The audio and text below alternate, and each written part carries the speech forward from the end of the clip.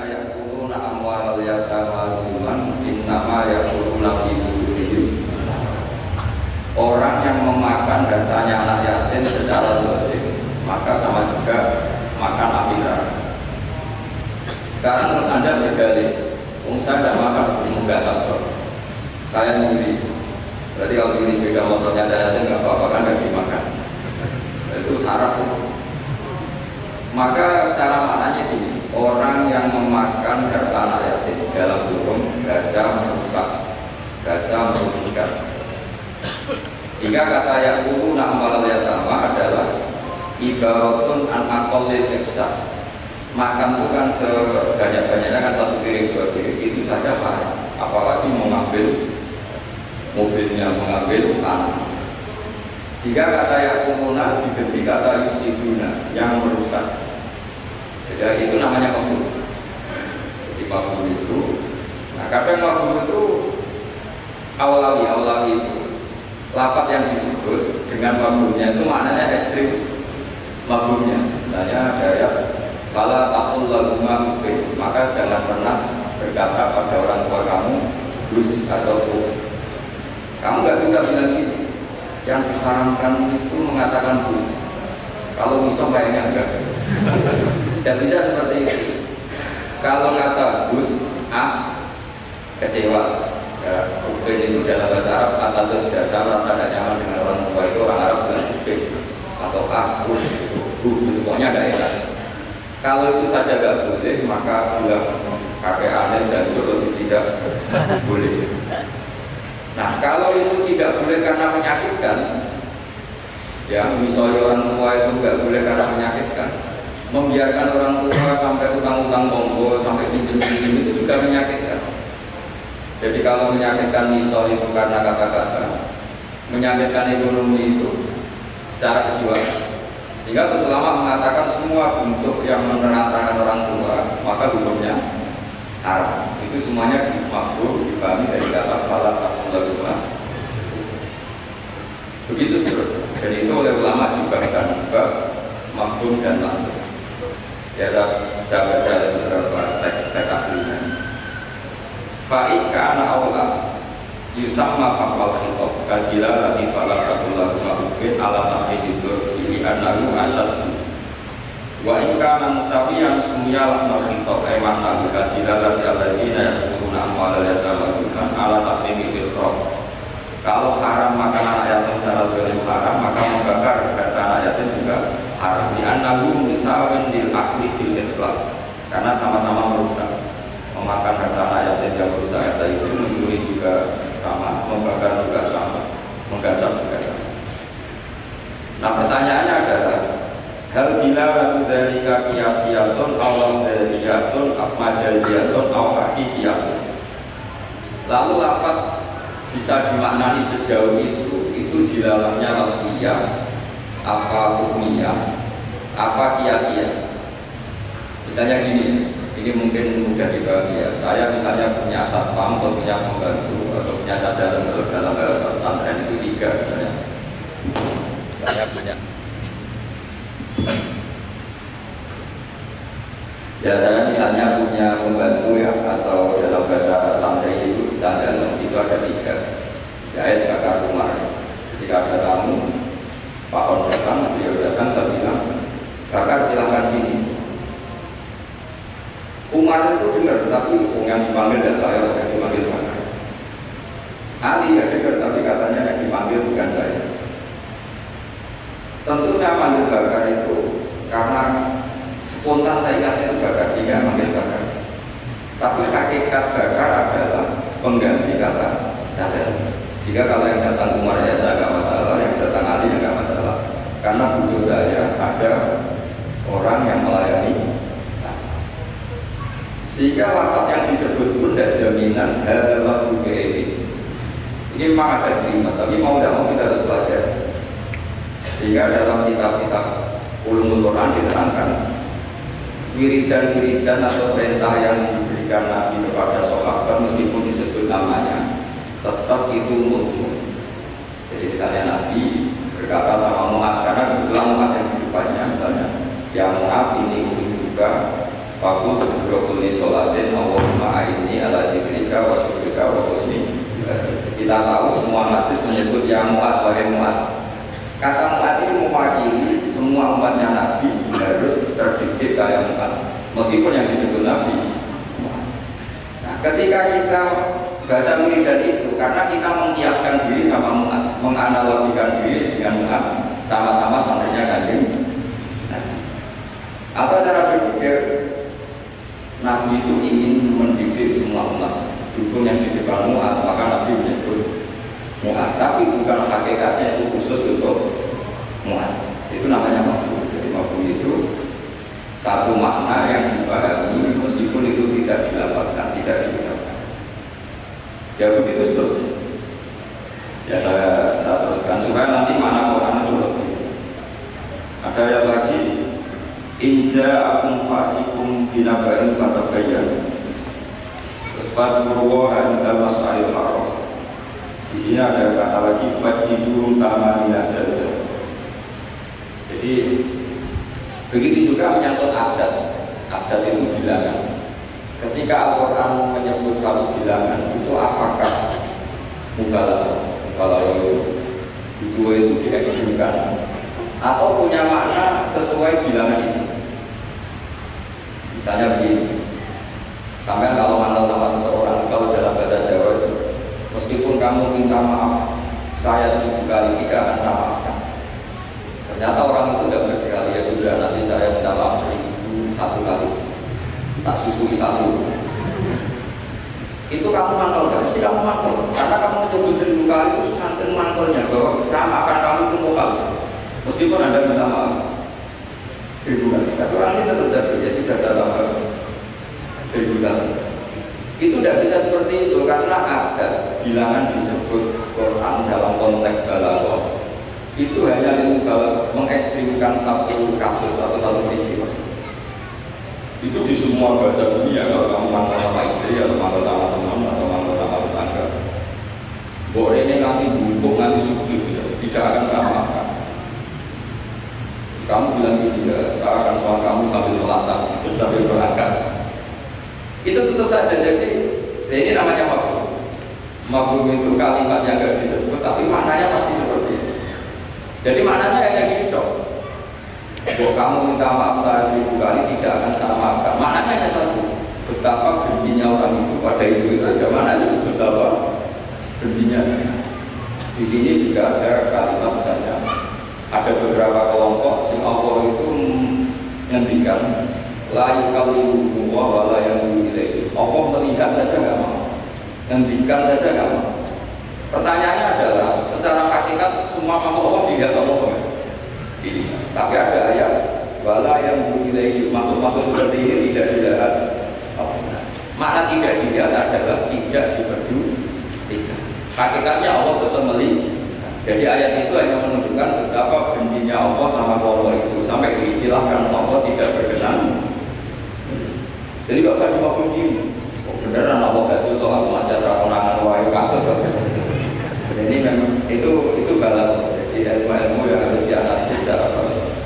Jadi ada kelompok-kelompok yang menjual-belikan agama atau melakukan kejahatan atas nama agama. Ya selalu dan tidak dari waimanin samaran. Walillah, itu orang-orang ini akan dihukum. Kata Allah hukumannya adalah layu kami Allah tidak berkenan mendikan, juga tidak berkenan melihat. Monggo Pak, ini beliau mau meminta dari dokteran. Saya teruskan. Jadi para audien, para diri yang saya hormati. Makanya kita sekarang punya jaga kembali Quran dan Sunnah, tapi tetap saja aturannya memahami Quran dengan cara-cara yang dipahami para ulama dulu. Yang ulama itu punya sanad sampai sahabat, tentu sampai Rasulullah SAW. Di antara bahasa Arab itu ada mubalaghah itu mengekstrimkan satu peristiwa. Dan pilihannya kadang pakai bahasa. Saya beri contoh tadi yang orang Jawa bilang, "Kok gue ini saya itu tetap rata 10." Kamu tidak bisa ngarang buku. Kalau saya tidak cukup, kalau 1001 pasti. Memangnya ini KPU kalau 50+1 menang tidak bisa seperti itu. Ya maknanya hanya ma'asyad dan betapa bencinya orang itu aja. Allah tidak berkenan melihat orang yang menjual-belikan agama. Wah, malah enak Allah kalau nggak lihat kita enak, tidak bisa seperti itu. Saking bencinya Allah sampai diistilahkan tidak berkenan. Itu kan seperti kamu benci orang, oh nak aku muntah-muntah, masa muntah-muntah betul. Saking nggak maunya melihat. Itu di bahasa Arab juga seperti itu. Ya, tapi terus waktu ifafil ihtijat biadil mafahim ala aqwalin kathirah wal asofil jumlah annaha kullaha hujjatun bisyurutin minha alla yakuna al-mazkur kharaja lidhalik. Kemudian mafhum itu apakah bisa jadi argumentasi hukum? Jawabannya iya, asal lafaz yang disebut yang eksplisit tadi disebut bukan karena boleh itu gampang ngomong, boleh itu umum. Misalnya kita beri contoh yang ekstrim. Jom nak mau melarang sini hormati. Misalnya saya seorang kiai atau seorang dosen, kalau ada tamu miskin hormati. Lalu ternyata tamunya orang kaya, terus pembantu saya seenaknya tidak hormati. Alasannya yang harus dihormati itu yang miskin, kalau yang kaya tidak. Ini tentu pembantu yang buruk. Karena mengatakan jika yang miskin hormati itu sebenarnya maknanya itu prioritas, bukan catatan hukum. Jadi kalimat disebut itu kan kadang catatan hukum, kadang prioritas. Kalau tadi ya maknanya hanya jika orang miskin prioritaskan, bukan berarti yang kaya tidak perlu. Gitu. Dan itu banyak di Quran, di hadis, lafaz yang sebetulnya disebut itu prioritas, tapi oleh orang yang enggak ahli bahasa dianggap catatan apa? Hukum. Maka ini menjadi gaduh, secara hukum menjadi gaduh. Saya beri contoh yang ada di Quran. Kalian tuh haram menikahi anak tiri itu anaknya istri yang serumah dengan kamu. Yang serumah dengan kamu itu bukan catatan hukum. Ya jadi gini ya, misalnya saya beri porsi hukum fikih. Yang disarankan dalam Islam itu kan 3. 1 karena nasab, 2 karena rodok penyusu, 3 karena musyawarah itu bisa. Kalau yang karena nasab kita tahu 7 ya, kalau dalam bahasa Arab 7, kalau dalam bahasa Jawa itu 34. Ya 7 itu apa saja coba yang Al-Quran itu hurmat alaikum ummahatukum wa banatukum wa akhwatukum wa ammatukum wa khalatukum wa banatul akhi wa banatul ukhti. Itu kalau dalam bahasa Arab muharramatul nikah itu ada 7.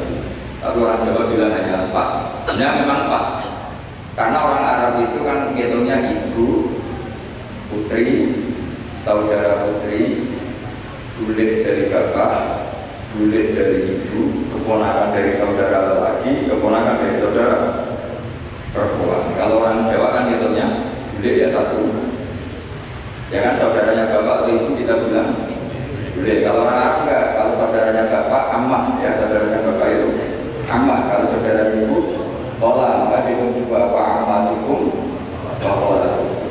Kalau anaknya saudara orang Jawa bilang keponakan. Kalau orang Arab dihitung wa banatul akhi wa banatul ukhti. Sehingga 4 ini di Jawa diringkas jadi berapa? 2, yaitu haram menikahi bulik dan haram menikahi keponakan. Jelas. Kemudian yang kedua haram karena rodok. Jika kamu khusus sama Sri misalnya, otomatis anaknya Sri saudara rodok, dan ibu yang kamu susui otomatis ibu rodok, suaminya Sri bapak rodok. Itu karena. Terus ketiga karena musyawarah.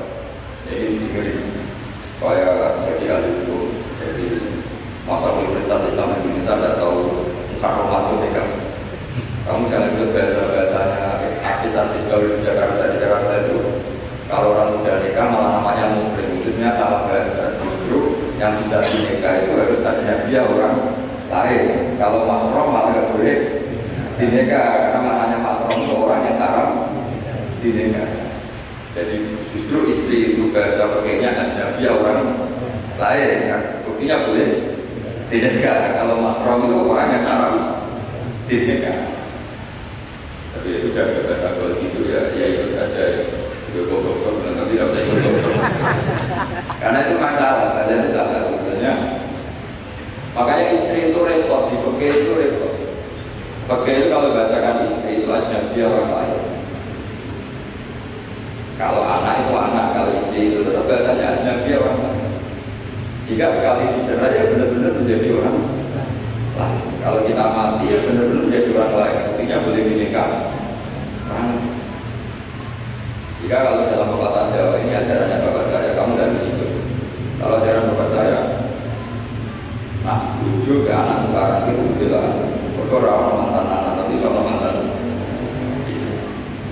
Sehingga tradisi keluarga saya itu pokoknya anak itu nomor satu, baru istri. Tidak tahu kalau tradisi sampai istri.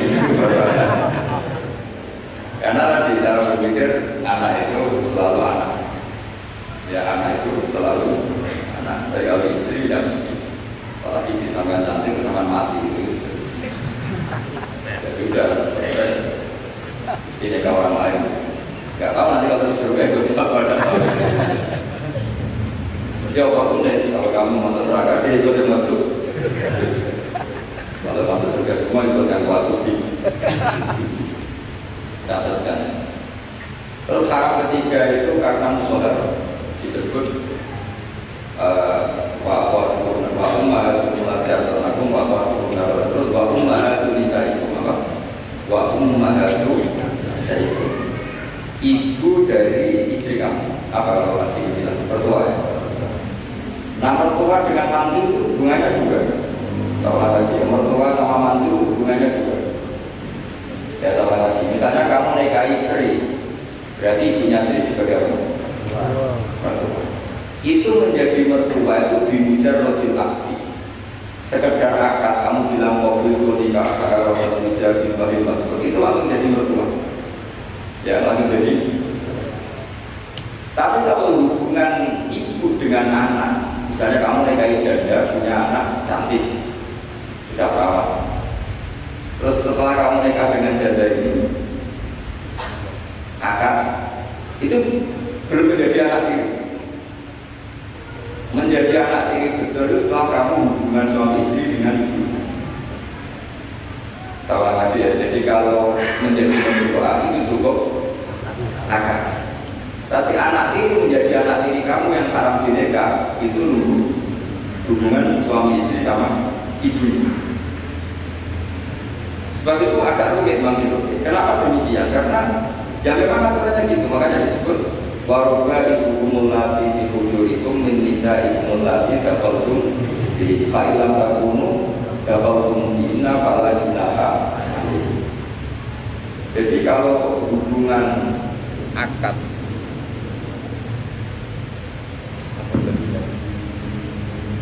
ya hubungan menantu sama siapa? Mertua itu hanya dimulai akad. Jadi setelah akad sampai salaman apa ini sudah menjadi mahram dan selamanya haram dinikah karena sudah menjadi apa? Mertua kamu.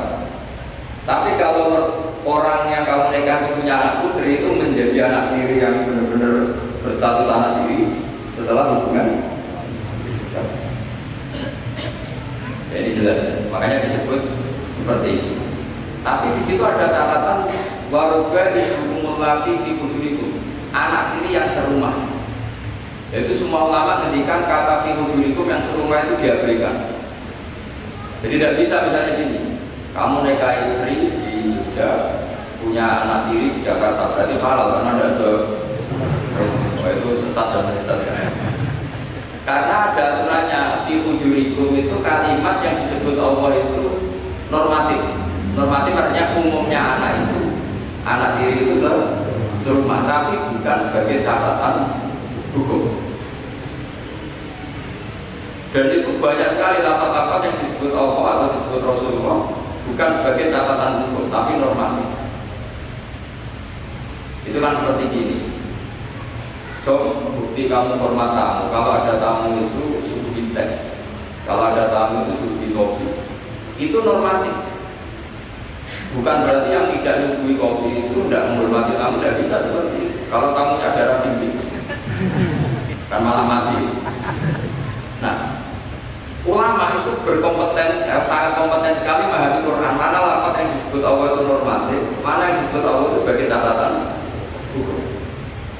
Kalau fi hujurikum menjadi catatan hukum, maka maknanya begini, haram menikahi anak tiri yang serumah. Baroga ibu mulati fi hujurikum. Maksudnya kalau tidak serumah boleh kacau. Ibunya kamu empat, anaknya kamu empat, hanya karena beda. Itu sesat dan nyesat. Makanya bahaya sekali nafsirkan Quran tanpa ilmu. Maka ada zaman manfaat salah Quran biro ini pada tabawa apakah ada orang menafsirkan Quran dengan semaunya sendiri, maka sama juga pesan satu tiket. Jadi sampai sama saya itu potensi masuk neraka saya, karena saya punya tafsir. Itu bahaya. Sebab itu saya tradisikan kalau ngaji pakai kitab supaya syaratnya mutasil sampai Rasulullah SAW. Gak boleh mengajarkan Quran menurut saya. Memangnya agama menurut kamu enak ada? Gak boleh agama menurut saya, agama yang menurut Allah dan Rasul. Gak boleh menurut saya. Kalau menurut saya berarti agama macam-macam, karena setiap orang menurut masing-masing. Ya saya teruskan. Jadi di antara dengan tanda kutip jebakan-jebakan lafaz adalah kita tidak pernah tahu lafaz itu disebut itu karena mewakili kelompoknya. Seperti tadi, saya punya tamu terus manggil sekenanya, wahai bakar sini. Kira-kira yang datang Umar tetap saya senang dan senang. Itu ada orang yang hormat. Yang datang Ali ya saya senang, yang datang Zaid ya senang, yang datang siapa saja senang. Itu kan ibarat kamu orang kaya kemalingan, satpam yang paling kamu ingat itu misalnya Utomo sini. Di situ banyak satpam yang namanya nggak Utomo, terus nggak ke kamu. Kira-kira kamu bilang satpam itu berkira-kira dengan dalil usaha ada di pabrik.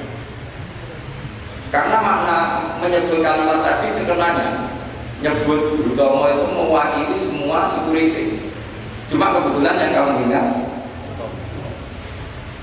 itu maka gak jadi betul-betul Quran, tapi masuk akal, semuanya setelah dijelaskan masuk akal.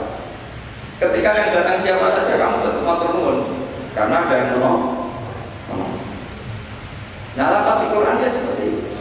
Kadang lafaz itu pengganti sejenis, atau pengganti. Misalnya yang masyhur dalam mazhab kita, Rasulullah itu mengeluarkan zakat fitrah so'an min tamrin atau so'an min aqitin. Rasulullah mengeluarkan zakat fitrah dari kurma. Imam Syafi'i tidak maknani kurma, tapi dimaknani kuti ahli baladi, makanan pokok yang sesuai negara masing. Jika kalau orang Jawa ya pakai jam. Meskipun di hadis disebutkan sama seperti Nabi ngendikan gini, tasod dahu walau bisiki tamrotin, sedekahlah meskipun dengan separuh kurma. Kira-kira orang miskin Indonesia kamu kasih separuh kurma, dagingnya apa enggak? Ya maksudnya separuh kurma itu kalau kita ya mungkin setengah kilo atau telur setengah kilo. Atau kata separuh secuil itu maknanya mungkin ayasiro. Saking sedikitnya diistilahkan secuil, tapi bukan berarti cemilan betul. Nah kalau ingin persis satu tadi ya satu kurma kamu cuil terus kamu kasihkan. Kira-kira dagingnya apa daging sodako? Nah sama misalnya Rasulullah menghentikan, semoga Allah memberi berkah orang yang menikah 10 Muharram mengusap anak yatim. Itu yang penting usapnya apa sodako? Terus kamu orang yatim kamu kumpulkan kamu usap semua. Itu kira-kira itu dianggap apa? Terus seperti bedanya dengan gitu. Nah nurutin teks hadis itu ya memang usap kepala. Tapi semua sepakat mana ini usap itu ibaratun anis syafaqah. Bentuk kasih sayang. Dan kasih sayang itu paling praktis ya kasih uang atau kasih sesuatu yang manfaat untuk rakyat ini. Karena usap kok so waktu-waktu bila para dulu usap anak itu. Nah itu ya termasuk di ulumul Quran diberikan bab mafhum dan mantuk. Jadi memang susah. Jadi ahli Quran itu susah. Makanya kompetitornya ada banyak.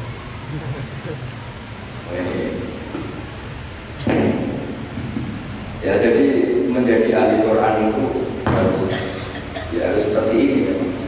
Makanya sampai ditulis kitab seperti ini dipakai di seluruh dunia termasuk di Al-Azhar, di Palestina, di mana-mana. Itu. Ini kita ngaji baru beberapa pertemuan aja sama sudah pusing. Kalau sampai selesai malah tambah pusing. Tapi bagus, barokahnya pusing itu tidak gegabah. Apa ada gegabah mikir? Karena kalimat itu mesti ada batas. Makanya ada kaidah di semua ulama. Menurut semua ulama ada kaidah begini. Fasudur awsa'u minal kutub wal ma'ani awsa'u minal ibarat. Dada ini lebih luas ketimbang yang dicatat, dan makna itu lebih luas ketimbang redaksi. Karena kalau dalam disiplin ilmu ushul fikih itu tak beri bocorannya begini, kalau saya akan mendefinisikan kata-kata itu, umumnya orang kampus, kata-kata adalah apa kata-kata?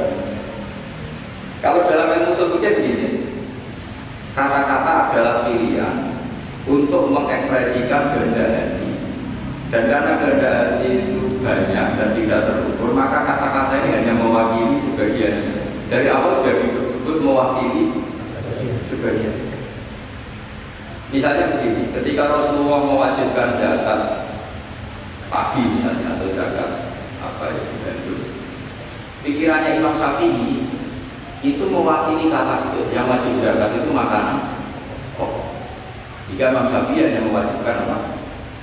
Yang dizakati itu hanya padi, gandum, jagung, kacang, pokoknya yang bisa jadi makanan apa?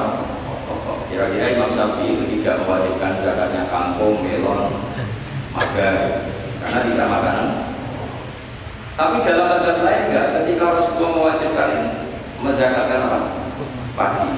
Itu maknanya itu makun bituhul ardu, apa saja yang tumbuh dari bumi.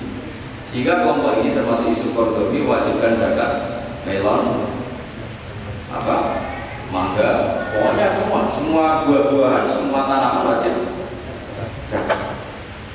Karena ketika Anda mengatakan begini misalnya, kalau tamu gak ikut, kalau ada tamu, tetangga atau tamu kasih mangga.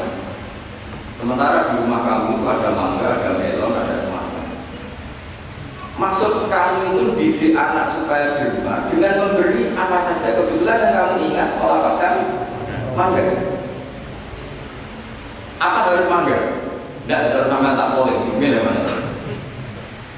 Ya saya punya anak yang di rumah saya itu ada mangga, ada semangka, ada melon. Terus saya bilang ke anak saya, nah tetangga itu kepala tetangga kasih mangga.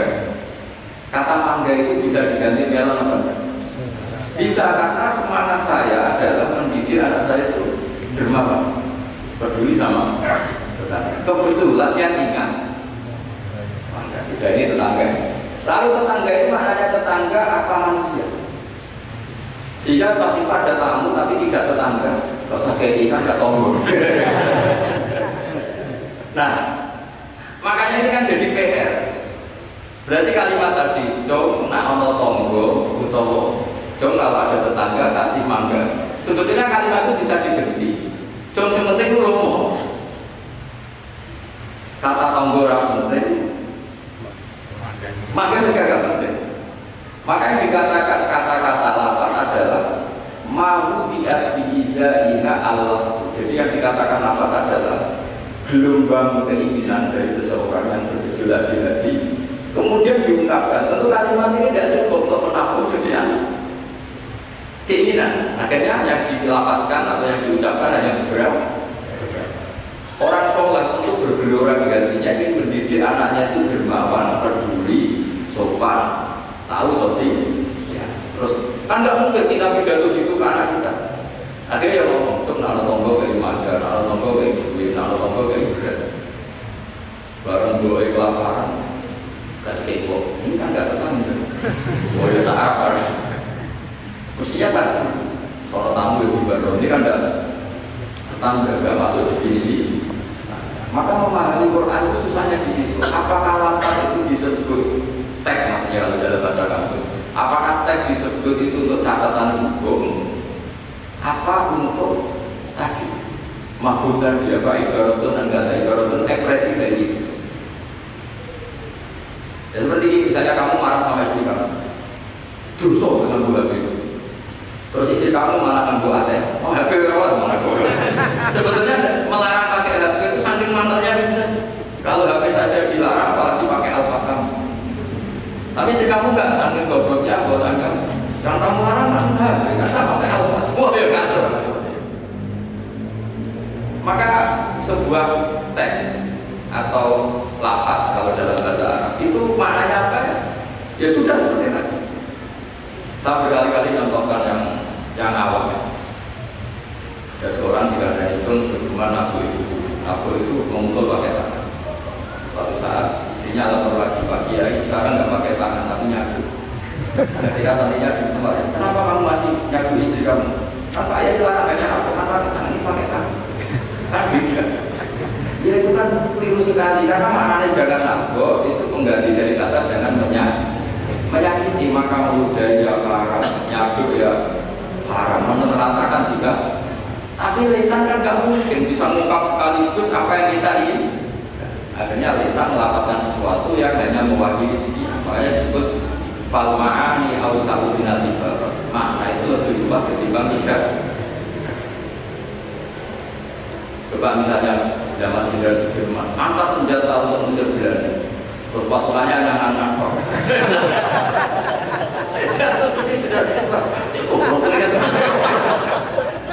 Kalau di Malaysia sudah angkat. Terus ada Belanda yang mau nembak kita, usir Belanda. Belandanya ada kamu tembak. Kenapa? Perintahnya kan diusir. Perintahnya kan diusir, bukan di tembak. Kasus nggak kira-kira ada pengalaman? Tapi lafaz itu nggak mewakili kalimatnya angkat senjata usir penjajah. Padahal maknanya apa? Dia kan nggak terwakili oleh kalimat angkat senjata usir penjajah. Karena penjajah itu memang kamu diam. Gimana caranya nangkep terus mengusir? Kan nggak ada perintah menembak usir.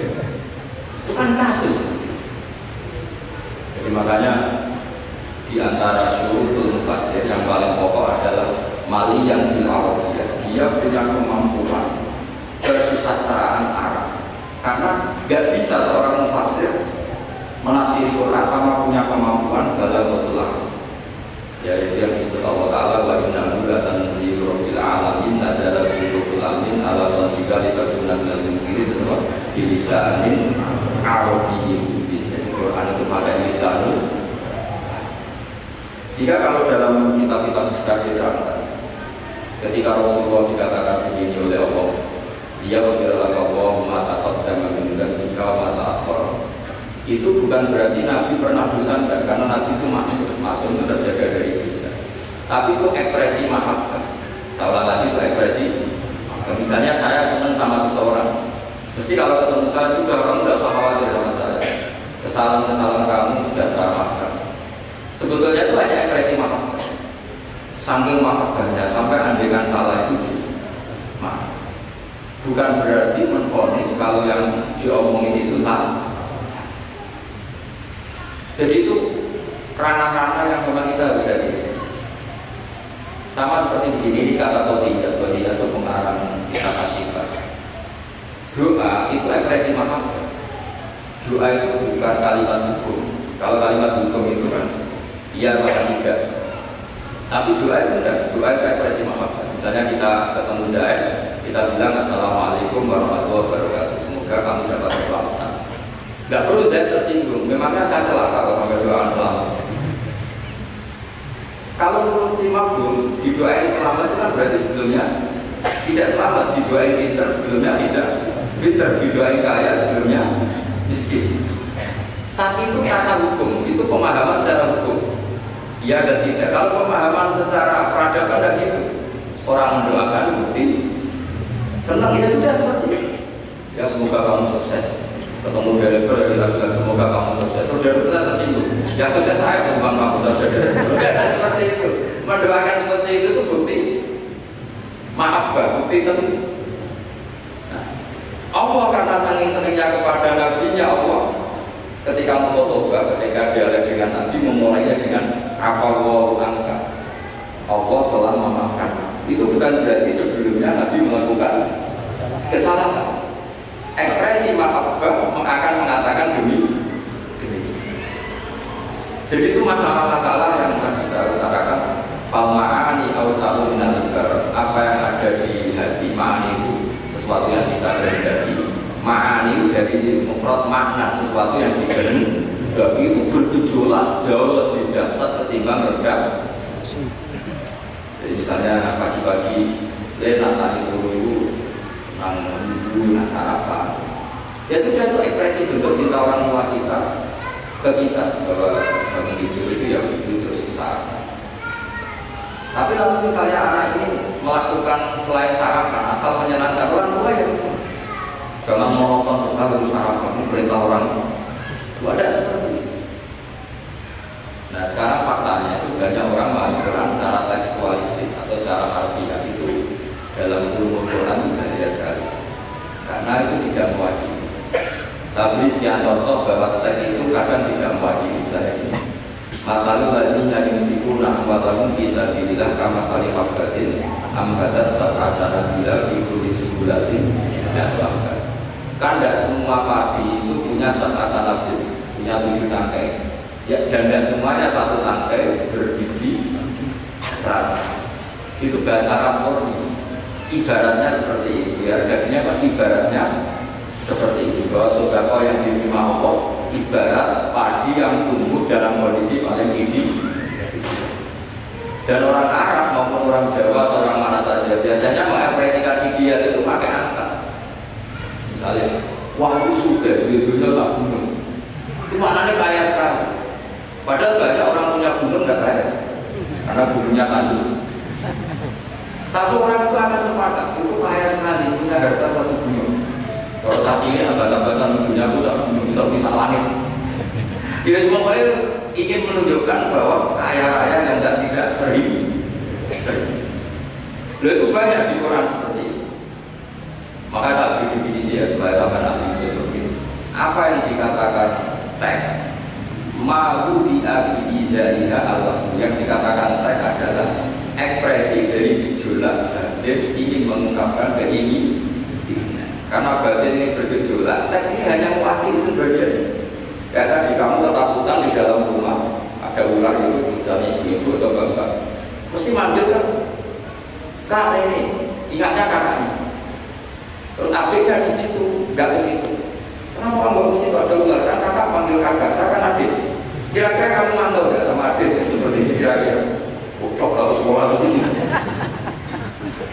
Nah sebetulnya kalau ini waras, adiknya waras, saya berpikir itu kakak dalam bahaya minta pertolongan dan kalimat kak atau mas itu ekspresi dari orang yang dimintai pertolongan. Jadi kata mas dihilangkan diganti orang yang dimintai. Sehingga kalau yang datang bapaknya ya senang, pamannya ya senang, adiknya ya senang. Meskipun kalimatnya bilang mas atau kak. Jelas ini.